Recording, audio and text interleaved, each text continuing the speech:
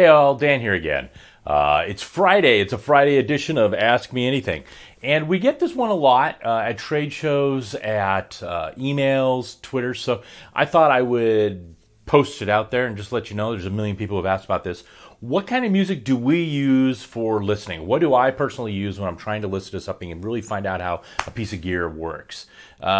Pretty straightforward. I got a lot of the classics. I mean, there's Steely Dan. A lot of people say, oh, it's overproduced schlock and stuff like that. Yeah, it does tend to be overproduced more than what a lot of audiophiles want. But it's incredibly clean and clear and well done.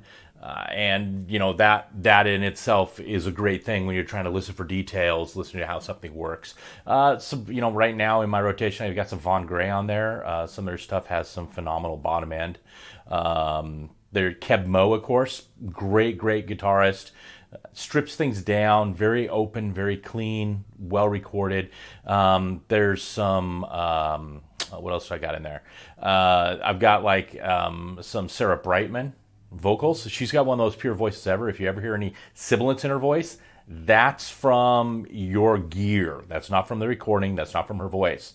She has almost no formant. It's amazing. That woman has a voice. It's a gift. But one of the things I actually use a lot that a lot of people probably go, what the hell is that? Is a group called 2 Steps from Hell. And it's a couple guys here in Los Angeles. You've probably never heard of them. They're very, very unique. They basically write music for movies, TV shows, video games. It's very big, it's very bold, it's very dramatic, and it's the kind of thing you get your hero as he draws his longsword and starts walking across the field to take on the army of 1,000. It's that kind of music. It's exactly what you want in a soundtrack. That's what these guys specialize in. They have multiple albums out there. But there's a particular track that I love to use. It's called All's Hell That Ends Well. It's from their Overworld, I think, or album, and it's an amazing. I'll correct it down here if that's the wrong album. It's an amazing song in that it starts out with just a cinematic build-up of strings and things going do do do do. I mean, it just builds up. The whole song though is about 4.5 minutes long. And it builds to this near the end where you not only have this full-blown orchestra coming at you with, 100 instruments pulling in you, but you've got electronic drums, you got synth going, you got guitars, you got bass. It's like a Phil Spector wall of sound met the latest fantasy soundtrack. It's insane. Why do I use that? If you have a system that's not capable, that doesn't have the ability to scale over frequency, with dynamics, maintain its composure, low distortion, as this song builds, it's going to get harder to start hearing individual instruments and kind of keeping a cohesive sound of what's going on.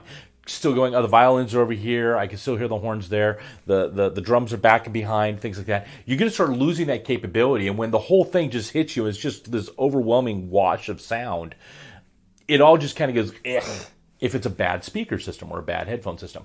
That's what I use it for. So I'll use it as a torture test, basically. It's a quick 4.5 minute clip in. And if something doesn't hold together with that, it's probably not going to do very good justice to things like Sarah Yaros when she's doing her delicate mandolin work, or any of that kind of thing. It's not going to do it to justice. So that's really the big thing that I use. I love it for that reason. So if you got one track that's only about 3 or 4 minutes long and you gotta have it for demoing stuff, I'll include a link to a YouTube version of it down here. All's Hell That Ends Well by 2 Steps from Hell. It's a great group. Anyway, happy Friday. Friday on my mind. Listen to the Easy Beats. It's the Friday song every day. I got Friday on my mind by the Easy Beats. And we'll see you all next week. Have a good guys.